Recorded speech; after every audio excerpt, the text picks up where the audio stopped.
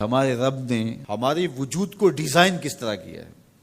ہم جب کھانے لگتے ہیں تو سب سے پہلے ہم اس کھانے کو دیکھتے ہیں، اس کے اوپر کوئی نجاست تو نہیں لگی، کوئی غلاظت تو نہیں لگی۔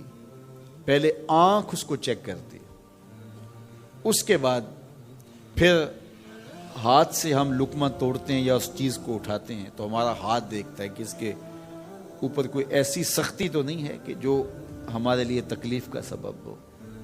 پھر مالک نے ہماری ناک کو ہمارے منہ کے قریب رکھا ہے۔ ہماری آنکھیں دیکھتی ہیں، سونگتی نہیں ہیں۔ ہمارا ہاتھ پکڑ کے محسوس کرتا ہے لیکن سونگتا نہیں ہے۔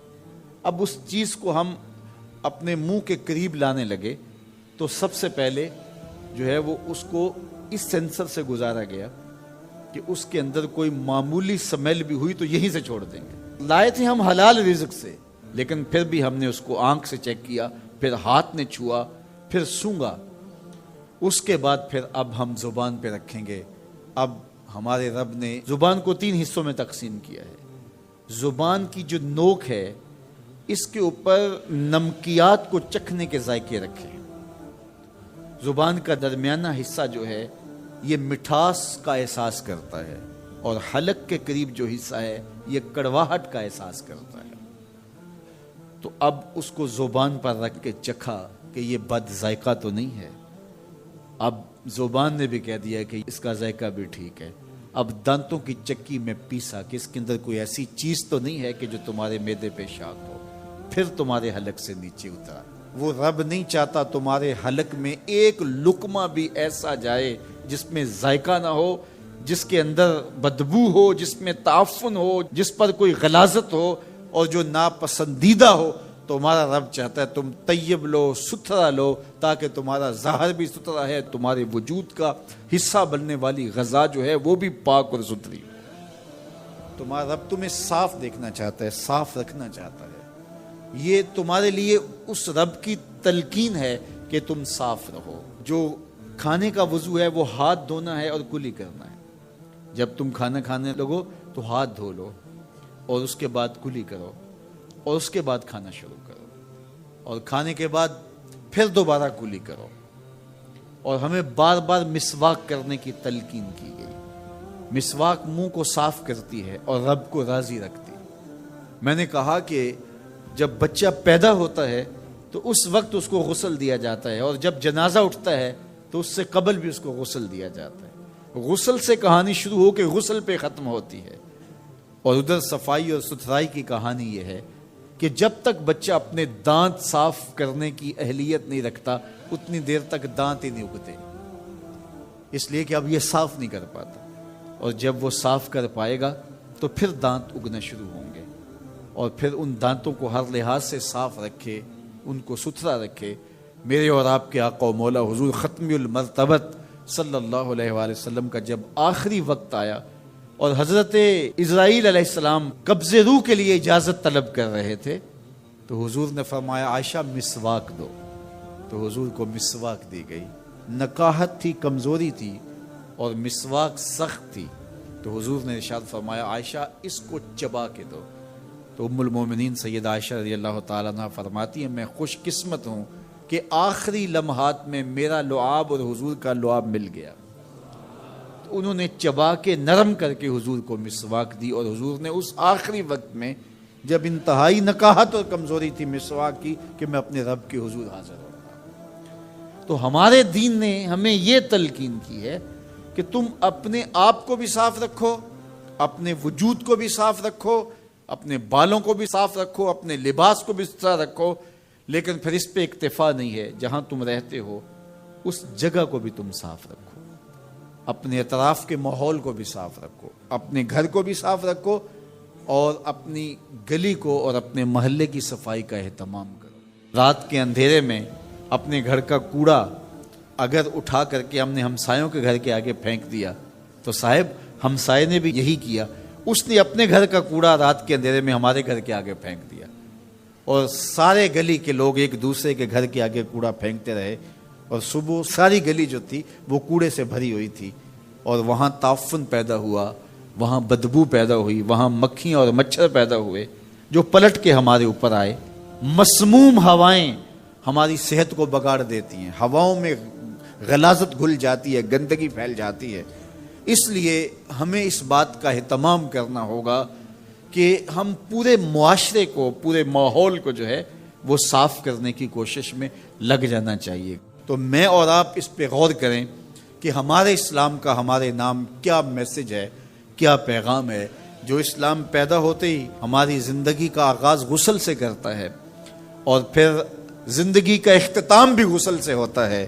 دن میں 5 نمازیں ہیں اور ان کے لیے بار بار وضو کرنا ہوتا ہے، اور اگر حد سے اکبر لاحق ہو جائے تو فوراً ہمیں غسل کر کے اس کو دور کر کے پاکیزگی حاصل کرنے کی تلقین ہے۔ وَثِيَابَكَ فَطَهِّرْ، اپنا لباس پاک کرو، اس کی ہمیں تلقین کی گئی ہے۔ الطہور شطر الایمان، طہارت کو آدھا ایمان قرار دیا گیا ہے۔ کتنی بڑی بات ہے۔ آج ہم اپنے گلی محلے دیکھیں، اپنے کوچہ و بازار دیکھیں، اپنے اطراف میں پھیلی ہوئی گندگیاں دیکھیں، تو پھر ہمیں شرم آتی ہے کہ کیا ہم وہ مسلمان ہیں کہ جس مسلمانی کا ہم سے تقاضا کیا گیا تھا۔ ہم مسلمان تو ایک صاف، پاک اور خوبصورت اور عفت معاب صورت میں آگے بڑھتے، اور معاشرہ صفائی و ستھرائی کا مرقع نظر آتا، اور ہر شے نہ صرف صاف اور پاک اور طاہر ہوتی، بلکہ چیزوں کو مرتب اور منظم کر کے رکھنے کی بھی ہمارے اسلام نے ہمیں تلقین کی ہے کہ جو ہم چیزیں رکھیں ان کو بھی ایک ترتیب اور سلیقے کے ساتھ رکھیں، تاکہ جو ہے وہ پڑی ہوئی چیزیں بھی جو ہے وہ خوبصورت دکھائی دیں۔ حتیٰ کہ بال الجھے ہوئے پسند نہیں کیے گئے، اور کہا کہ من کان لہ شعر فلیکرمہ، جو بال رکھے پھر بالوں کو سنوار کے رکھے، بال الجھے ہوئے رکھے، تو یہ پسند نہیں کیا گیا۔ تو یہ ہمارے دین نے ہم سے تقاضا کیا ہے، جہاں ہم رہتے ہیں، جس گلی میں رہتے ہیں، جس محلے میں رہتے ہیں۔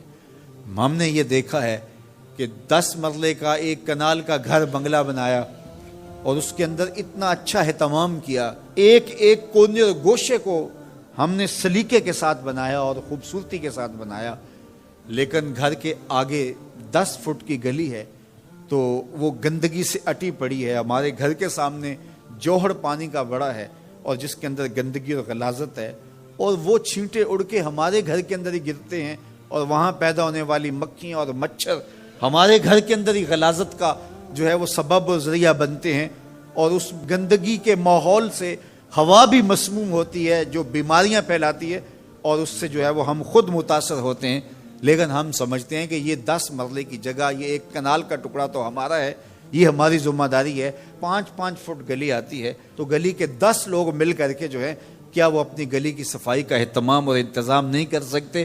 اگر صفائی پسند ہم حقیقت میں ہوتے تو پھر کبھی بھی ہم اس کو پسند نہ کرتے۔ تو یہ وہ چیزیں ہوتی ہیں جو کسی معاشرے کی عکاسی کرتی ہوتی ہیں، کسی معاشرے کا چہرہ ہوتا ہے، اس کے نفسیات سمجھ میں آتے ہیں کہ یہ معاشرہ کیسا ہے۔ تو ہم صحیح معنوں میں اسلام کے مزاج سے آشنا ہی نہیں ہوئے کہ اسلام تو ہمیں آغاز میں ہی صفائی اور ستھرائی کی تلقین کرتا ہے۔ ہمارا دین شروع ہی طہارت سے ہوتا ہے، شروع ہی صفائی سے ہوتا ہے، اور اس کا نقطہ انجام جو ہے وہ بھی غسل سے ہے۔ تو غسل سے شروع ہو کے غسل تک، اور درمیان میں غسل اور وضو چلتا رہتا ہے۔ لباس کی پاکیزگی ہے، خوراک کی پاکیزگی ہے، مکان اور اطراف کی پاکیزگی ہے، ماحول کی پاکیزگی ہے۔ ہمارا دین ہمیں اس کی تلقین کرتا ہے۔ راستے کے اندر پڑا ہوا کوئی کانٹا اٹھا کے ایک طرف رکھ دینا، کوئی اینٹ کا ٹکڑا اٹھا کے ایک طرف رکھ دینا، کوئی پتھر کا ٹکڑا اٹھا کے ایک طرف رکھ دینا اور راستے کو صاف کر دینا، تو یہ صدقہ قرار دیا گیا ہے اور اللہ رسول کی رضا کا سبب اور ذریعہ قرار دیا گیا ہے۔ میں آپ سے توقع رکھتا ہوں، اور میں خود بھی انشاءاللہ اس کے لیے کوشاں رہوں کہ ہم اپنے ماحول کی صفائی کے لیے اپنے حصے کا کام ضرور کریں۔ یہ بات ذہن میں رکھیے گا کہ اللہ نے ہر دور میں انبیاء کے پاکیزہ وجود اور اولیاء صلحاء کے پاکیزہ وجود پیدا کیے، لوگوں کی ہدایت کے لیے، لوگوں کی رہنمائی کے لیے۔ ہر زمانے میں مختلف لوگ اللہ کے برگزیدہ بندے، اس کے مقرب بندے، اس کے قرب سے فیضیاب ہو کے مخلوق کو فائدہ پہنچاتے رہے۔ ایسا بھی ہوتا ہے کہ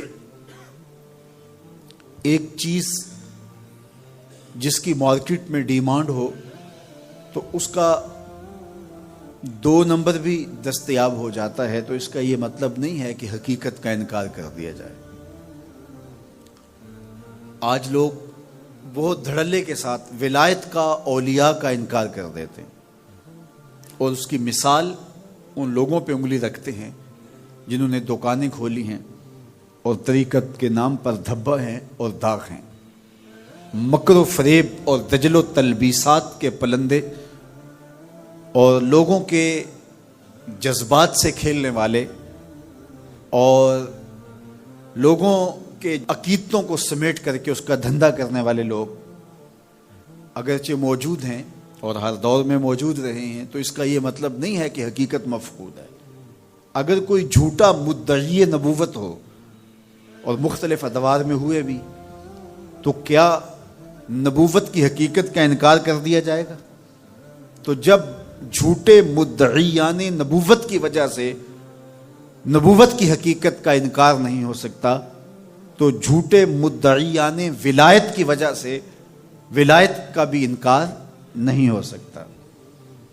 لیکن چونکہ انبیاء علیہ السلام کا پاکیزہ وجود مختلف ادوار میں لوگوں کی ہدایت کا ذریعہ اور سرچشمہ اور سبب رہا، اور مختلف ادوار میں انبیاء علیہ السلام آتے رہے تا آنکہ میرے اور آپ کے آقا و مولا حضور ختم المرتبہ تشریف لائے۔ حضور کے بعد نبوت کا دروازہ بند کر دیا گیا، لیکن ولایت کا دروازہ بند نہیں ہوا تا آنکہ خاتم الاولیاء حضرت امام مہدی تشریف لائیں گے، اور ان کے بعد پھر جب کفر پھیلے گا اور پھر یہ دروازہ بند ہوگا۔ لیکن اولیاء مختلف ادوار میں موجود رہیں گے، اور اس کا امکان موجود ہے۔ تو جس چیز کا امکان موجود ہے تو بہت سارے لوگ مدعی ہیں، نبوت کا امکان ختم ہو گیا، اب حضور کے بعد کوئی نبی نہیں ہے، پھر بھی مدعی موجود ہیں، اور جس چیز کا امکان ہے بلکہ جس چیز کا وقوع ہے تو اس کے مدعی کیوں نہیں ہوں گے؟ تو یہ ایک حالات کا مقابلہ نہ کرنے والی بات ہے کہ کھرے اور کھوٹے کو پہچاننا، اچھے اور برے کی تمیز کرنا، اصل اور نقل کی شناخت کرنا جب مشکل لگے تو آپ سرے سے اس کا انکار کر دیں۔ تو اس کا مطلب یہ ہوا کہ ہم اپنے لیے ان پاکیزہ لوگوں کی ضرورت محسوس نہیں کرتے، ورنہ ہم کیسے انکار کریں گے؟ اگر ہمارے بدن کو ادویات کی ضرورت ہو، ایسی بیماریاں لاحق ہو جائیں اور مارکیٹ سے 2 نمبر ادویات بھی موجود ہوں اور 1 نمبر ادویات بھی ملتی ہوں، تو ہم تلاش کر کے 1 نمبر تک پہنچنے کی کوشش کرتے ہیں۔ تو اگر روح بیمار ہے اور اس کے معالج ہمیں چاہیے اور ہم سمجھیں کہ اس کے بغیر چارہ نہیں ہے، تو پھر ہمیں حقیقت تک پہنچنے کے لیے کوشش کرنا ہوگی، اور اس کا انکار کر دینا یہ سوائے حماقت اور نادانی کے اور کچھ نہیں ہے۔ مختلف زمانوں میں مختلف حکمرانوں نے اور آیان اقتدار نے یہ کوشش کی کہ ہم لوگوں کو متشدد نظریات کا حامل بنائیں، اور مختلف نظریات کے حاملین کو ہم ایک مذہب کا نام دے کر کے ایک معجون مرکب تیار کر لیں، اور مذہب کی انفرادی جو شناخت ہے اس کو ختم کر دیا جائے۔ بر صغیر پاک و ہند میں اکبر نے دین الہی کے نام سے ایک نئے دین کا ڈول ڈالا۔ ہندو، مسلم، عیسائی اور دیگر مذاہب کے ماننے والے لوگ، ان سب کو ایک ہی مذہب کی لڑی میں پرونے کے لیے دین اکبری کی بنیاد رکھی گئی، جس میں سور کو حلال قرار دیا گیا، جس میں دوسری شادی کو حرام قرار دیا گیا، کچھ شرائط کے ساتھ زنا کا جواز نکالا گیا،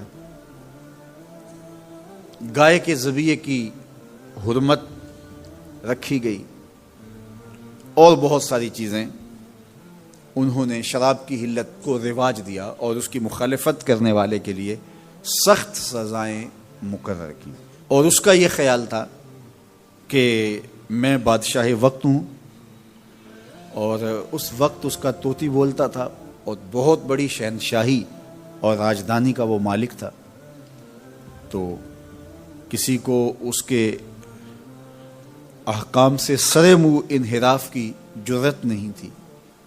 اور پھر علماء سو کا ایک گروہ اس کے ساتھ تھا، اور اس نے اس وقت اپنی پوری راجدھانی کے اندر اپنے اس دین الہی کو نافذ کر دیا اور اپنے مقابل آنے والوں کو کاٹ دیا، اور کوئی نہیں کہتا تھا کہ جو ہے وہ اکبر کے اس الہادی فتنے کا مقابلہ کیا جا سکتا ہے۔ تو اللہ تعالیٰ جل شانہ نے ایک شخص کو کھڑا کر دیا جس کو مجدد الف ثانی کہا جاتا ہے، اور وہ پوری قوت کے ساتھ الہاد اکبری کے خلاف کھڑا ہوا، اور پوری جرت کے ساتھ اس نے نعرہ مستانہ بلند کیا، بادشاہ بے دین است اعتبار نہ دارت ملت ما جداگانہ است۔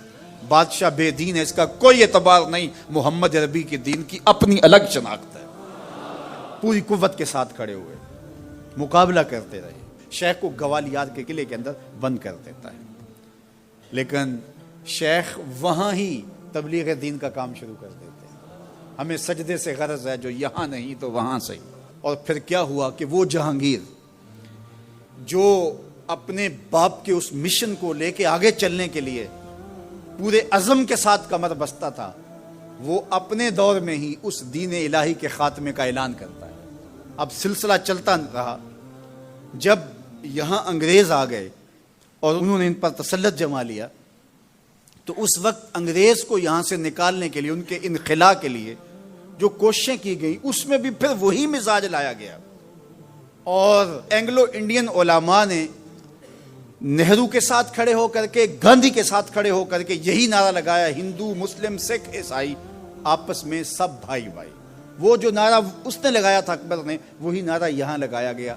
اور اگر مجھے کہنے دیں تو دہلی کی مسجد خیر الدین کے ممبر پہ گاندھی کو بٹھایا گیا، اور اس کو رسول السلام کہا گیا، سلامتی کا رسول کہا گیا، اور پھر کہا گیا پاکستان کیا، پاکستان کی پے بھی نہیں بنے گی، اور یہ پاکستان نہیں پلیتستان ہے۔ تو زمانے نے پھر ایک شخص کو دیکھا جس نے المحجت المؤتمنہ اس زمانے میں لکھی، دوام العیش لکھی، 1912 کے اندر الگ اسلامی بینک کا تصور دیا، جس نے تحریک ہجرت کی اس لیے مخالفت کی کہ ملک یہ ہندوؤں کے سپرد کر دینا اور مسلمان یہاں سے نکل کے کمزور ہوتے چلے جائیں، اس لیے اس کی مخالفت کی۔ تحریک ترک موالات کی اس لیے مخالفت کی کہ یہ موالات ہندوؤں کے ساتھ جو ہے وہ مل کر کیے جا رہے ہیں، جو کہ مشرکین ہیں، اور مشرکین کے ساتھ ملنا ہمارا اسلام جو ہے وہ اس کی اجازت نہیں دیتا۔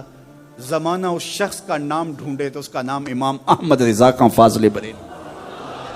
تو یہ وہ شخصیتیں تھیں جنہوں نے ملت کی پاسبانی کی، جس نے اس قوم کی فکری بنیادوں کو مستحکم کیا، اور اس قوم کے لیے یہ راستے جو ہے وہ کشادہ کیے، یہ راستے بلند کیے۔ آج یہ وطن ان لوگوں کی افکار پہ کھڑا ہے، ہمیں ان کے افکار کو، ان کے نظریات کو زندہ رکھنے کے لیے عملی کوششوں اور عملی جد و جہد کا ساتھ دینا ہوگا۔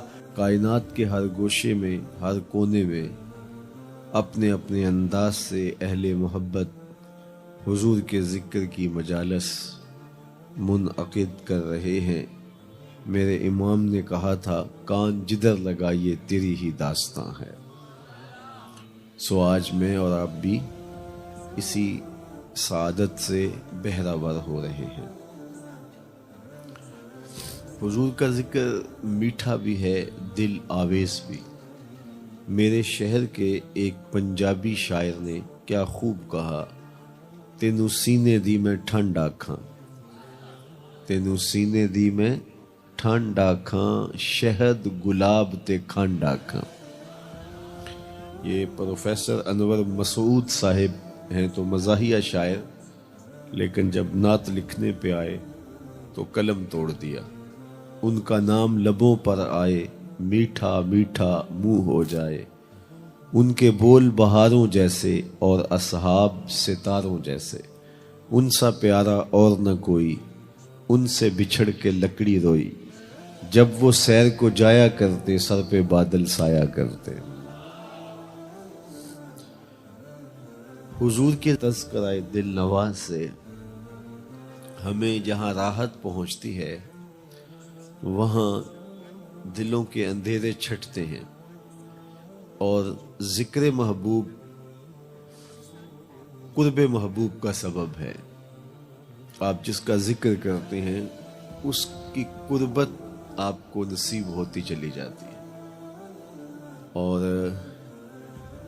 محب کے لیے تذکرہ محبوب ایک ایسی دولت ہے کہ اس کا جی چاہتا ہے کہ یہ تذکرہ چھڑا رہے.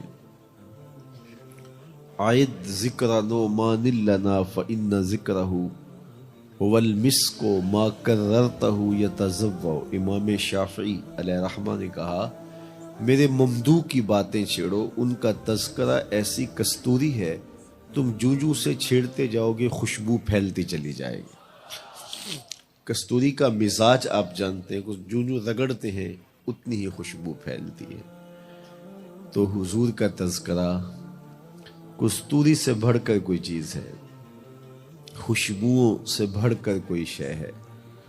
اور یہ دلوں میں ایسے محبت کی نشأت اور نہضت کرتا ہے کہ ذاکر اور مذکور کے مابین ایک تعلق پیدا ہو جاتا ہے اور لمحہ لمحہ قربت کی منزلیں آسان ہونے لگتی ہیں.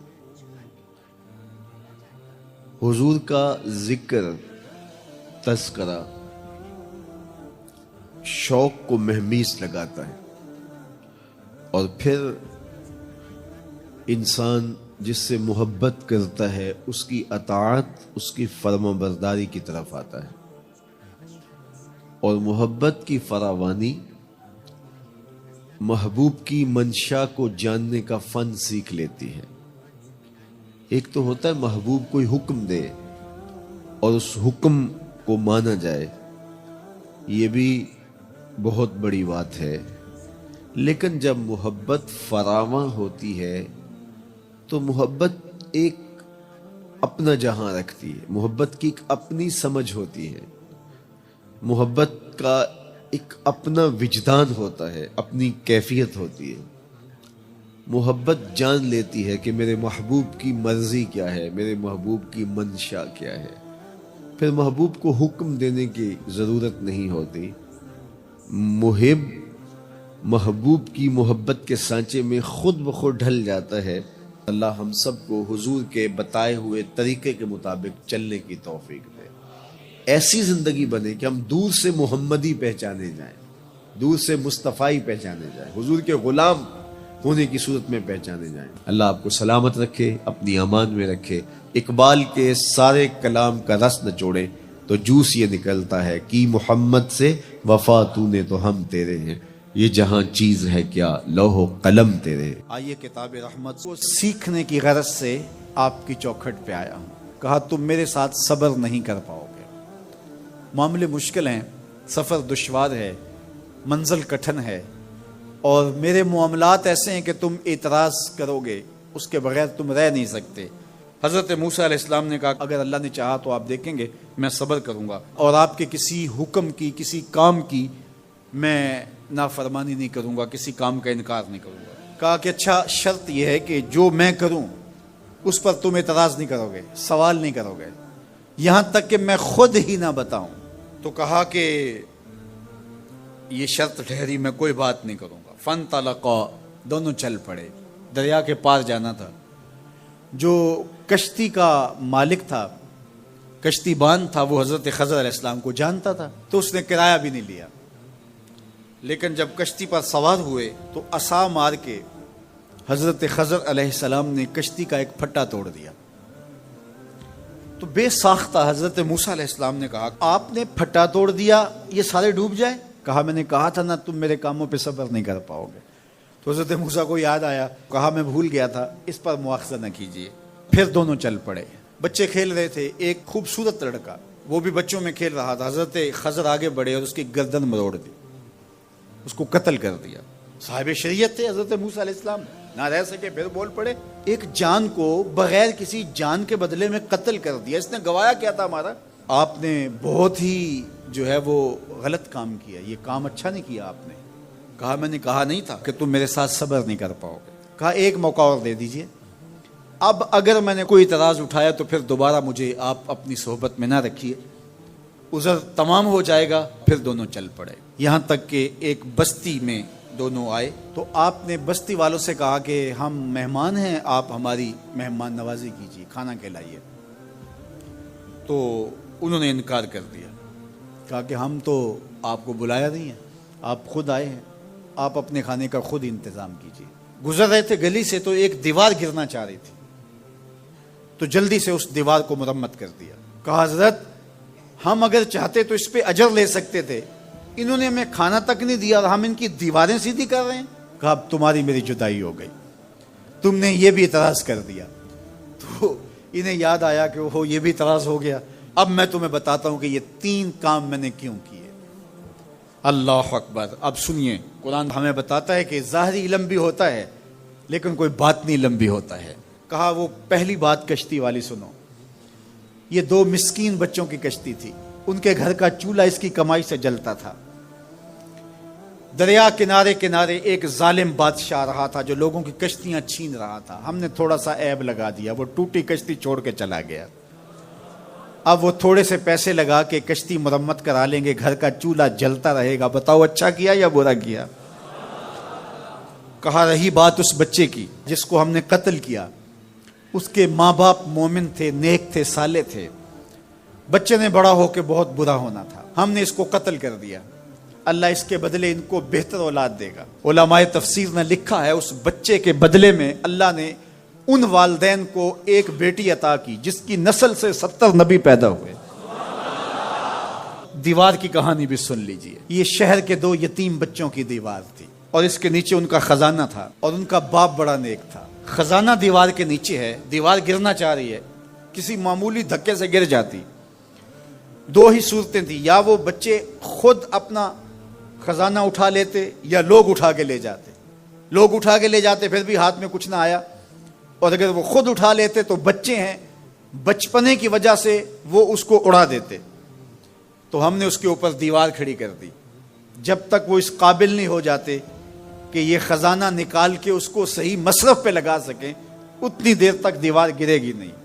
اللہ اکبر۔ وہ کسی وجہ سے دیوار قائم رہے گی، اور جب وہ اس عمر کو پہنچ جائیں گے جس عمر میں وہ اس خزانے کو سنبھال سکیں گے تو پھر دیوار خود بخود گر جائے گی اور یہ خزانہ نکال کر کے اپنے کام پہ لے آئیں گے۔ میں جب پہلی مرتبہ اس کو جو ہے وہ غور کے ساتھ تلاوت کیا تو مجھے یہ لگا کہ اس کا انطباق پاکستان کے حالات پہ بھی ہو سکتا ہے، اس لیے کہ یہ بھی یتیموں کا سرمایہ ہے۔ کتنے یتیم روتے بلکتے رہ گئے اور ان کے سر سے جو ہے وہ سائے اٹھ گئے اس وطن کے لیے، لیکن میرے مالک نے اس ملک کے خزانوں پر گہرے پہاڑ اور بڑی بڑی دیواریں کھڑی کر دی ہیں۔ جب تک یہ قوم بلوغت تک نہیں پہنچے گی اتنی دیر تک وہ خزانے ظاہر نہیں ہوں گے، اور جب یہ قوم اپنی بلوغت تک پہنچے گی، شعوری بلوغت، فکری بلوغت، علمی بلوغت، اور رب سے جو وعدہ کیا تھا پاکستان کا مطلب کیا، لا الہ الا اللہ، جب اس بلوغت تک یہ پہنچ جائے گی، اس وعدے کی تکمیل ہوگی، پھر رب دیوار ہٹا دے گا اور پاکستان کو اللہ اتنے خزانے دے گا اور پاکستان ایسا مالا مال ہوگا دنیا دیکھنے آئے گی انشاءاللہ۔ اس لیے رب نے دیواریں بنا کے رکھی۔ تمہارا باپ معین الدین چشتی بڑا نیک تھا، تمہارا باپ داتا گنج بخش علی حجویری بڑا نیک تھا، تمہارا باپ حضرت مجدد الف ثانی بڑا نیک تھا، ان کی وجہ سے میں دیواریں کھڑی کر رہا ہوں اور مضبوط حصار لگا رہا ہوں تمہارے خزانوں پر، اور وہ وقت آئے گا جب تم بلوغت کی عمر کو پہنچو گے، دیواریں ہٹ جائے گی اور تمہارا وطن زمانے پہ مہکتے پھول کی طرح اور چمکتے ستاروں کی طرح اور روشن آفتاب کی طرح چمکتا اور مہکتا دکھائی دے گا، اور زمانہ پاکستان دیکھنے آئے گا، پاکستان دنیا کی قیادت کرے گا انشاءاللہ۔ تو کہا یہ تعویل ہے ان باتوں کی جو باتیں میرے رب نے مجھے بتائی، اور یہ میں نے اپنی مرضی سے نہیں کہی، اور جو میں نے کیا اپنی مرضی سے نہیں کیا۔ تو یہ باطنی باتیں ہیں، شاید یہ باطنی باتوں کے جوش میں یہ بات بھی میں کر گیا۔ وہ کیا کسی نے کہا تھا کہ بھری محفل میں ایک راز کی بات کہہ دی، بڑا بے ادب ہوں سزا چاہتا ہوں کہ اے تن رب دا سچا حجرا